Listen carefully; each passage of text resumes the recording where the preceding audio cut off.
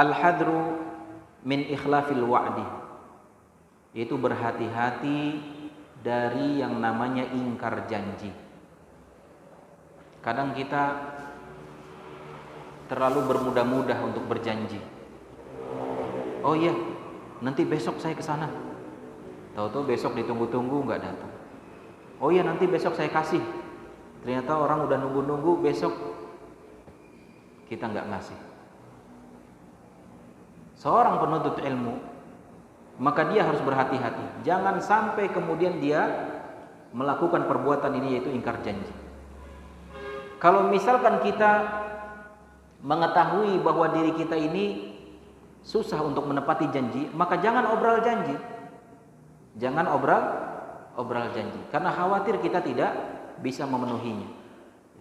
Atau misalkan kita mendapati diri kita pelupa orangnya, dan di saat memang kita harus menjanjikan, maka sampaikan kepada orang itu, tolong ingatkan saya, supaya kita tidak lupa. Yang khawatir nanti bisa mengecewakan orang yang kita janjikan, sehingga khawatir nanti kita masuk dalam kategori orang yang ingkar janji. Madahallahul mufina bi'ahdihim. Allah Subhanahu wa taala itu memuji orang-orang yang menepati janjinya. Bal madaha bidzalika anbiya'ahu wa rasulahu alaihimus salam kama qala ta'ala an Ismail alaihi salam kana sadiqal wa'di. Bahwasanya Allah Subhanahu wa taala itu memuji orang-orang yang menepati janjinya, dan bahkan Allah Subhanahu wa taala juga memuji para nabi dan rasul-rasulnya di saat mereka menepati janji. Sebagaimana firman Allah Subhanahu wa taala, di mana Allah Subhanahu wa taala memuji Nabi Ismail alaihissalam yang mengatakan kana sadiqal wa'di, bahwasanya Nabi Ismail itu adalah seseorang yang senantiasa menepati janji. Wa'ada Nabi sallallahu alaihi wasallam ikhlafal wa'di sifat min sifatin nifaq. Bahkan Rasulullah SAW memasukkan orang-orang yang menyelisihi janji itu masuk dari salah satu sifat-sifat orang munafik. Jadi salah satu sifat orang munafik itu adalah ingkar janji. Jadi hati-hati. Sebagaimana Rasulullah SAW bersabda, ya, di dalam sebuah hadis yang sahih dikeluarkan Imam Bukhari dan juga Imam Muslim, "Salatun man kunna fihi kana munafiqan khalisan." Ada 3 golongan, ya, yang mereka terdapat kemunafikan. Wa man kanat fihi khaslatun minhunna kanat fihi khaslatun minan nifaq. Ya. Siapa yang di dalam dirinya ada salah satu dari sifat ini, maka dia disifati sebagai orang munafik sampai dia meninggalkan salah satu dari tiga sifat ini.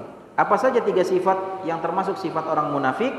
Yang pertama adalah idza haddatsa kadzaba. Apabila dia berbicara dusta. Ya, berbicara dusta. Dia bilang saya pernah begini begitu dan seterusnya, padahal enggak pernah begitu. Ini dusta. Wa idza wa'ada akhlafa. Dan apabila dia berjanji, maka dia tidak menepati. Ini juga sifat yang kedua dari sifat orang munafik. Wa idza tumina khana, dan apabila dia diberikan amanah, diberikan kepercayaan, maka dia berkhianat.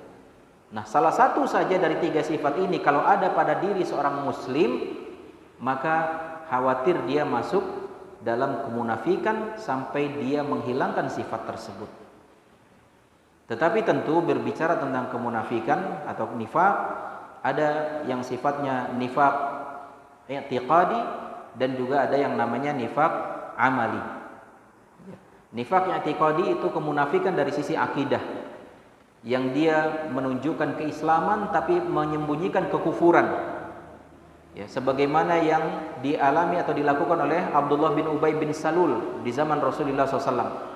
Ini nifaq i'tiqadi, dan ini adalah kemunafikan yang sangat parah, yang bahkan diancam oleh Allah Subhanahu wa taala fid darkil asfali minan nar, yaitu mereka di keraknya neraka. Ini bahaya karena musuh dalam selimut. Dan di zaman sekarang banyak sekali. Di zaman Rasul aja ada, apalagi di zaman sekarang banyak sekali. KTP-nya Islam, tapi segala syariat Islam pasti dia debat. Ya. Pasti kemudian direndahkan. pasti kemudian dipersalahkan, pasti kemudian diinjak-injak, dihina. Ini orang-orang munafik i'tiqadi. Jadi bahaya sekali. Di zaman Rasul Abdullah bin Ubay bin Salul, sehingga kemudian terancam keraknya neraka. Bukan cuma neraka, tapi keraknya neraka. Siksaan paling pedih di neraka yaitu di keraknya neraka.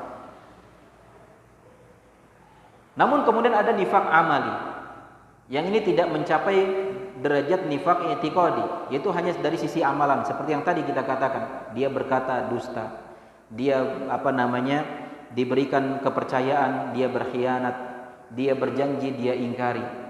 Maka selagi dia tidak membenci Islam, selagi keyakinannya benar, maka ketika ada sikap-sikap ini, maka dia masuk dalam kategori munafik amali, yang ini tidak sampai kepada kekufuran.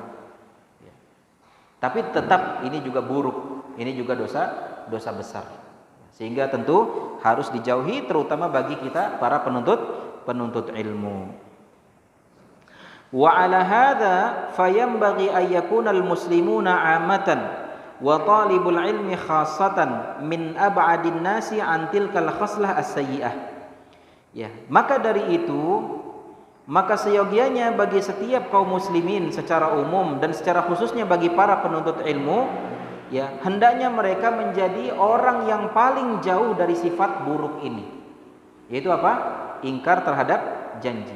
Wa ayyakuna mithalan yuhtada fil wafa'i bil wa'di, dan hendaknya dia menjadi contoh, menjadi misal, menjadi suri tauladan di masyarakatnya dalam menunaikan atau menepati janjinya.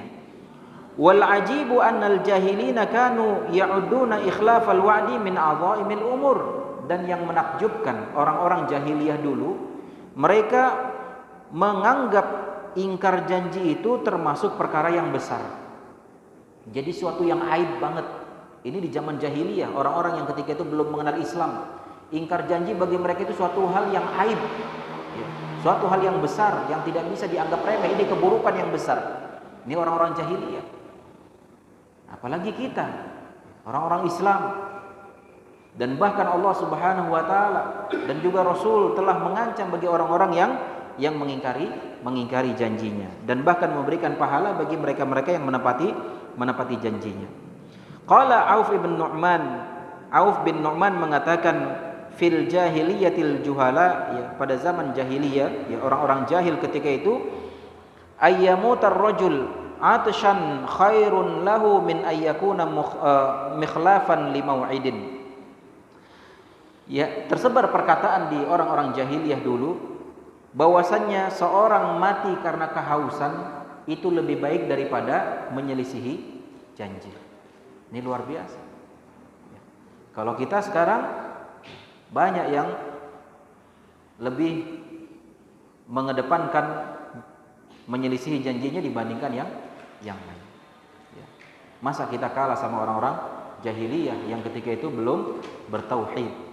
Dan kita alhamdulillah setelah mendapat hidayah Islam, ya, dan kita juga telah mempelajari bagaimana syariat Islam yang benar, maka tentu lebih utama bagi kita untuk bisa menepati janji. Dan ini adalah, ya, sikap yang harus dimiliki oleh para penuntut ilmu, terutama di tengah masyarakatnya. Wa amal athar fi dhammi ikhlafil wa'di fakathirun. Adapun athar yang menjelaskan tentang celaan bagi mereka-mereka yang menyelisihi janji banyak, ya. Di antaranya marawa an Sulaiman bin Dawud alaihi wassalam, ya, sebagaimana yang diriwayatkan dari Nabi Sulaiman bin Dawud alaihi wassalam, annahu qala libnin lahu, bahwasanya Nabi Sulaiman pernah berkata kepada anak beliau, ya bunayya idza wa'adta fala takhlif, wahai anakku, apabila engkau berjanji maka jangan engkau ingkari. Fatastabdilu bil mawaddati bughdhan, karena kalau seandainya engkau berjanji lalu kemudian diingkari, maka bisa mengganti rasa cinta menjadi kemarahan. Ya, apalagi di masyarakat yang mungkin sudah percaya dengan kita, sudah menjadikan kita sebagai thalibul ilmi, ya, sebagai mawaddah, sebagai contoh suri tauladan yang baik di masyarakat kita. Maka kemudian gara-gara kita ingkar janji, yang tadinya masyarakat sudah suka sama kita menjadi berubah menjadi benci. Ya. Dan ini sebagaimana dikatakan oleh beliau alaihi assalatu wassalam. Faqala Abdullah bin Ahmad bin Hanbal. Abdullah bin Ahmad bin Hanbal, yaitu anaknya Imam Ahmad bin Hanbal, pernah mengatakan, haddatsani Harun bin Sufyan al-Mustamili. Qala qultu li abika Ahmad bin Hanbal. Ya, bahwasannya telah berbicara kepadaku Harun bin Sufyan al-Mustamili. Dia mengatakan, qultu, aku mengatakan li abika, aku pernah mengatakan kepada ayahmu, yaitu Imam Ahmad bin Hanbal, kaifa ta'riful kadzdzabin, bagaimana engkau bisa mengetahui kalau orang itu adalah seorang pendusta?